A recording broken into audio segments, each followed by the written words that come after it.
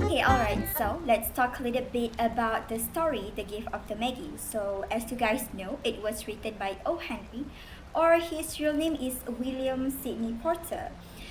He's quite famous for his short stories that always come with witty narration and, of course, twist endings. So now, the story itself is about a poor young couple, which is Jim and Della.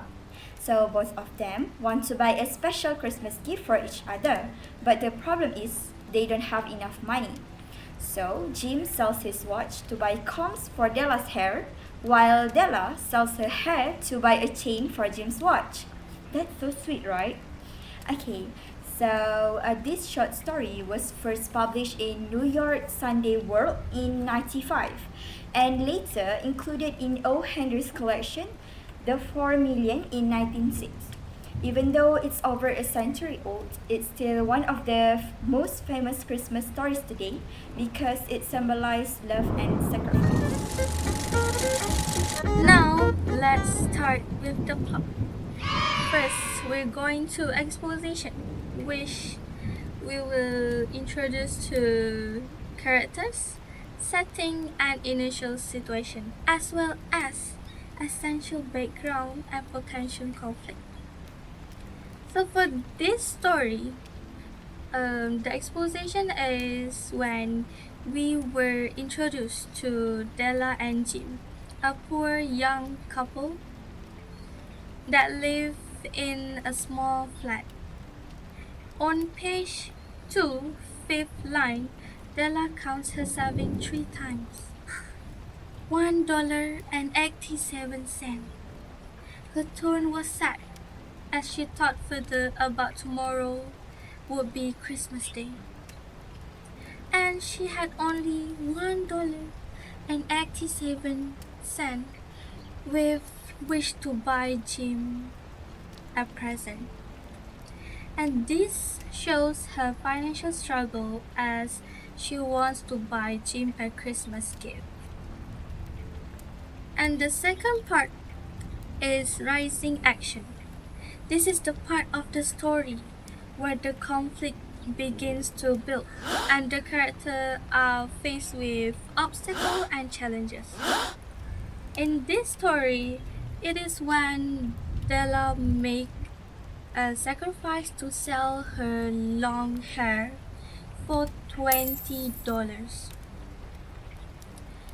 Page 4, fourth line. Will you buy my hair? Asked Della.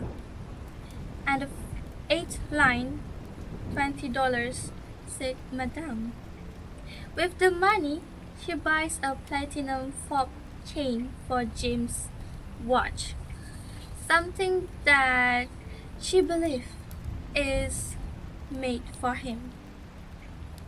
Next, moving on to climax. And this is the turning point of every story, where the conflict reaches its highest point and the characters are faced with their biggest challenges.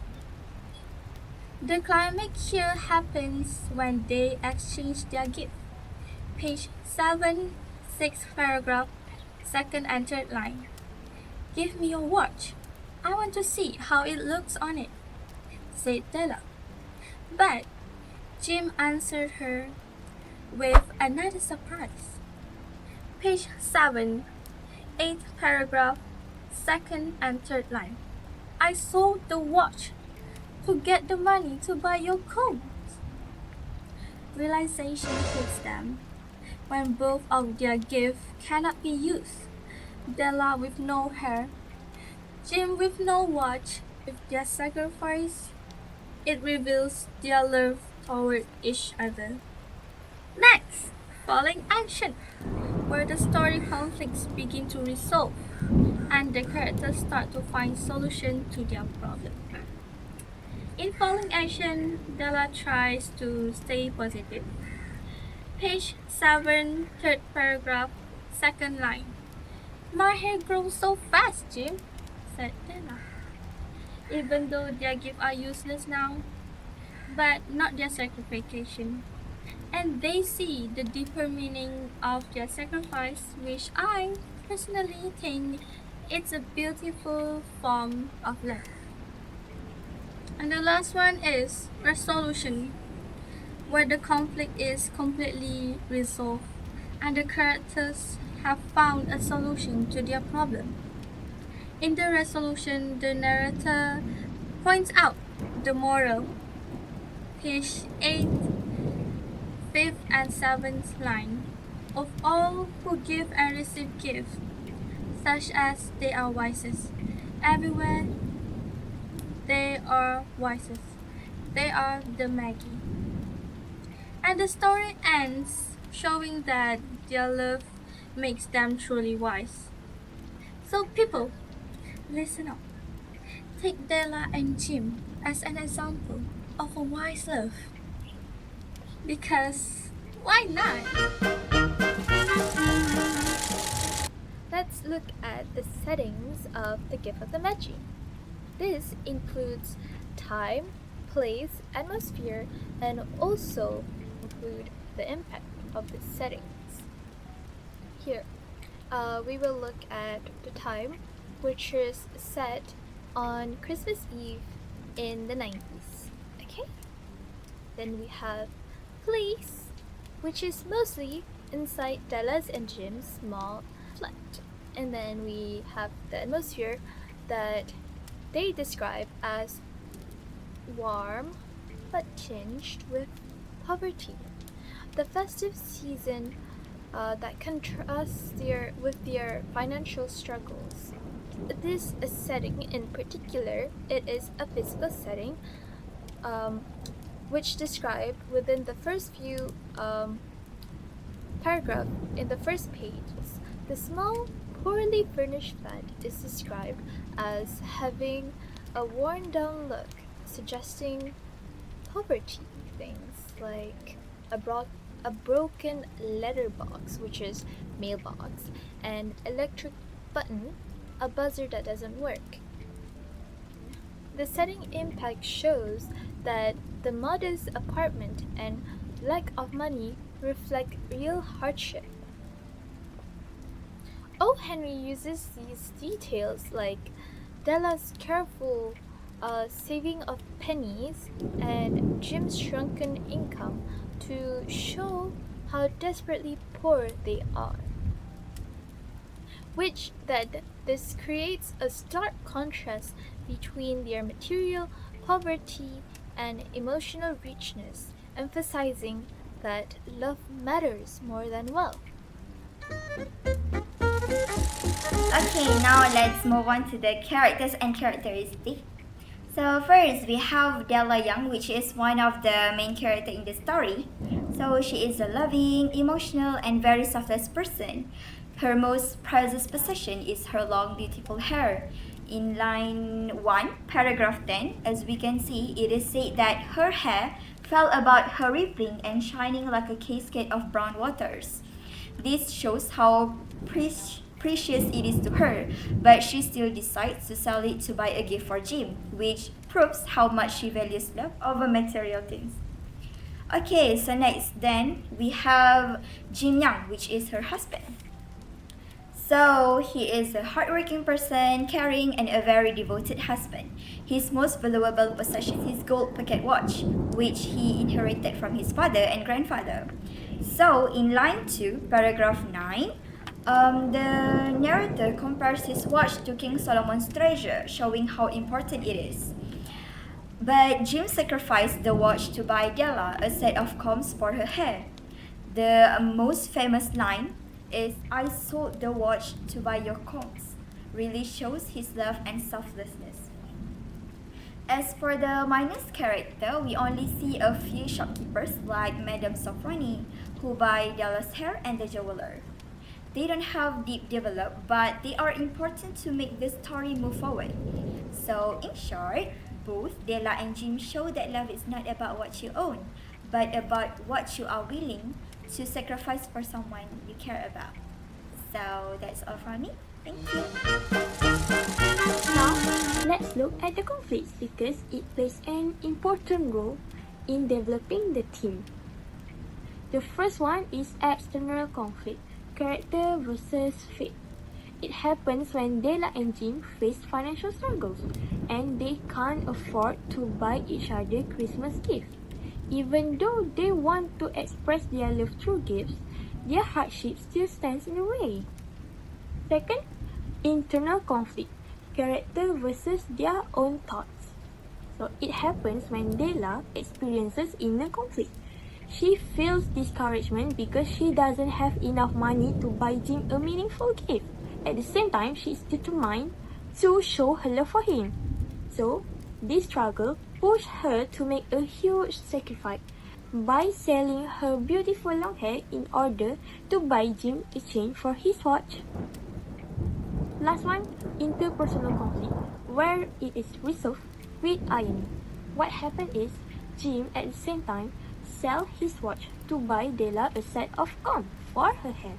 In the end, their gifts become unusable because Della has no hair to use the comb and Jim has no watch to use the chain. However, this conflict is resolved through a meaningful way. Even though the gifts cannot be used, they prove the depth of their love and sacrifice for one another. Let's look at point of views now.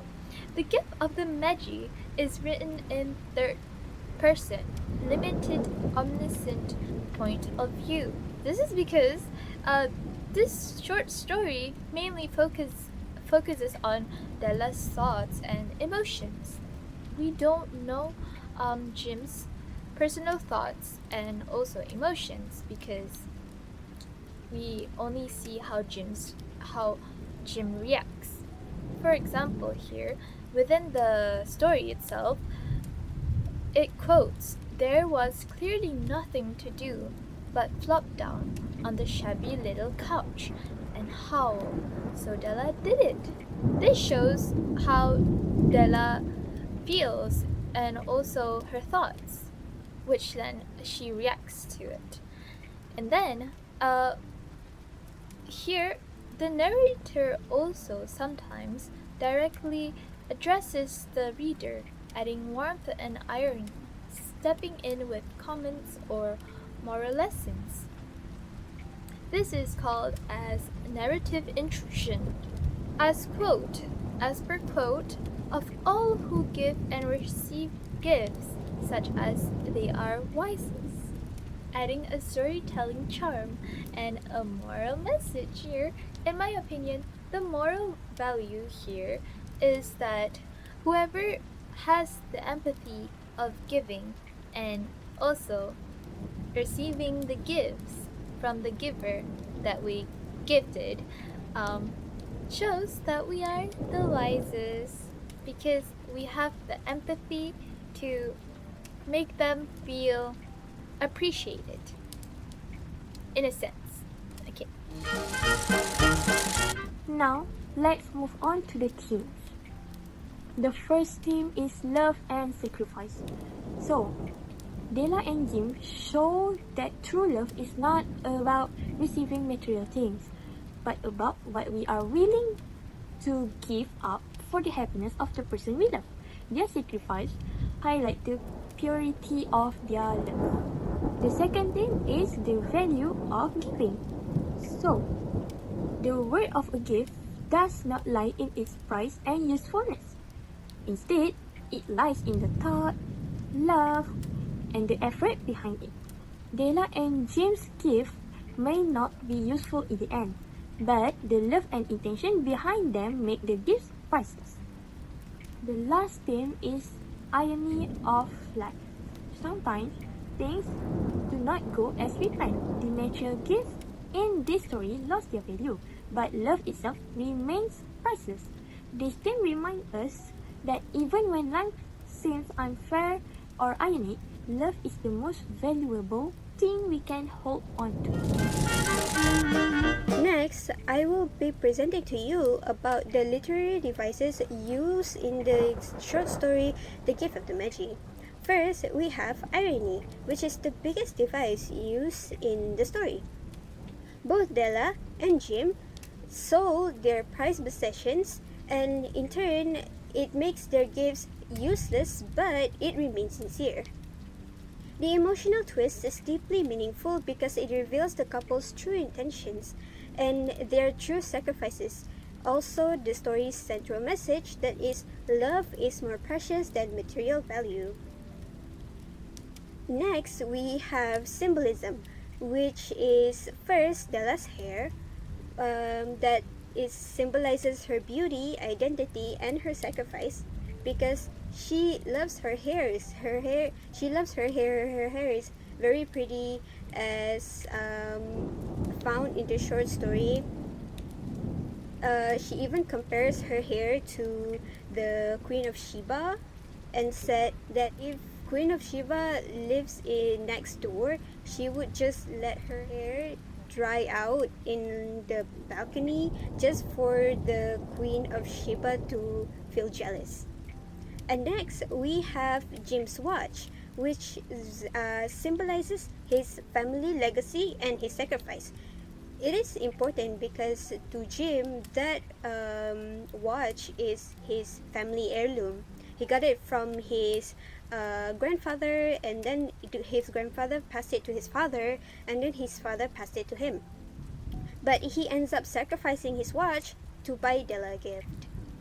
And lastly, the symbolism we have is the gifts themselves, which are the combs that Jim bought for Della, and also the chain that Della bought for Jim. It symbolizes the couple's deep love for each other and their noble intentions to give each other gifts during Christmas despite their poverty. And next, we have imagery. Some examples of imagery includes Della's hair being described as rippling and shining like a cascade of brown waters, and their apartment with a not exactly beggar condition, but certainly had that word on the lookout for the mendicancy squad. Now, you must be wondering what mendicancy squad means. Well, it means a person who sits by and begs, basically a person who begs, more or less. The beauty of Della's hair and their poverty are concrete. It is stated throughout the story how beautiful Della's hair is and how poor they are, especially in the beginning of the story. This heightens the emotional investment of the reader, that which when they read, they can imagine how beautiful Della's hair is and the circumstances of their apartment. It is also a sharp contrast between Della's hair that is beautifully maintained and the look of their apartment that is not that goodly furnished. And lastly, we have allusion, which refers to the title, The Gift of the Magi. The title itself refers to the biblical Magi, who are wise men and who brought gifts, valuable gifts, to baby Jesus. Jim and Della, although they are both poor, are wise because they give gifts of love instead of spending the money for something else. This frames their sacrifices as true wisdom, because despite their poverty, their moral and love for each other were never tainted by their circumstances.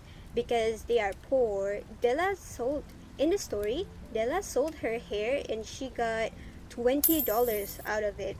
She could have easily used the money for something else, but no. She sold her hair, her beautifully maintained hair, and got $20 out of it to buy Jim a gift. Her prized possession, which is her hair, she sold it. That is so nice. That is. Meanwhile, Jim, his watch, as mentioned in the story, if King Solomon worked as a janitor, then he would have used his watch, would have flaunt his watch several times in the day just to make King Solomon jealous. That is how prized it is to Jim. But then he sold it and he used the money to buy gifts for Della, to buy the combs that Della has always been eyeing. But she knew she can never be able to afford it. And that is it for literary devices. Now, you must have questions regarding the story itself. For example, why didn't they just talk? Why didn't they just communicate? What did they go on and sold their prized possessions, and in the end they basically become useless, especially Della's gift for Jim, because Della bought a platinum chain for Jim in the story, and then it was supposed to be for his watch, but Jim sold his watch to buy Della a gift.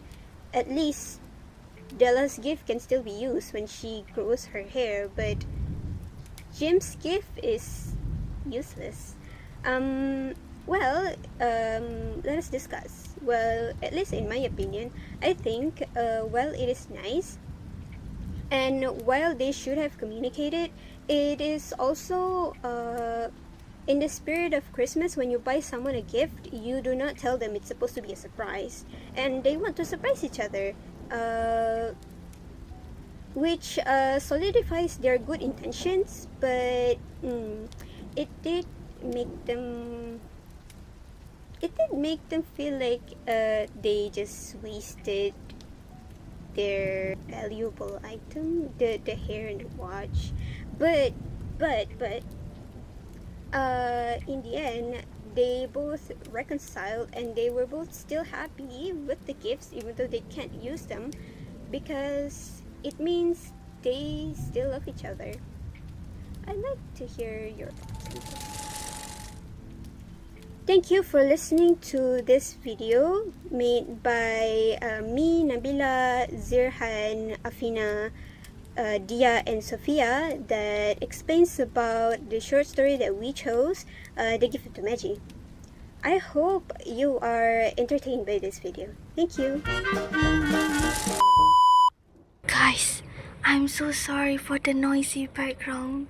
Apparently, there is this car or I don't know whatever they are doing, so it's quite noisy. And I'm doing my podcast out in the balcony. It's almost impossible to get a moment's peace. Do you find it almost impossible to get a moment's peace? Yes. Anyway, I hope you can hear me well. And yeah, that's the thing.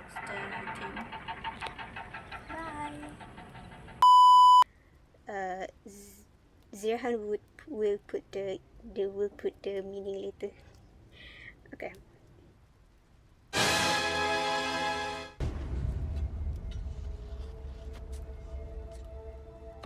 I'm tired of this, Grandpa. That's too damn bad! You keep digging! Well, excuse me. You'll thank me one day. Getting to like you, getting it my way, but nicely. You are precisely. Spur my goer bend. Oh, from this time. Oh, proud. Bravo!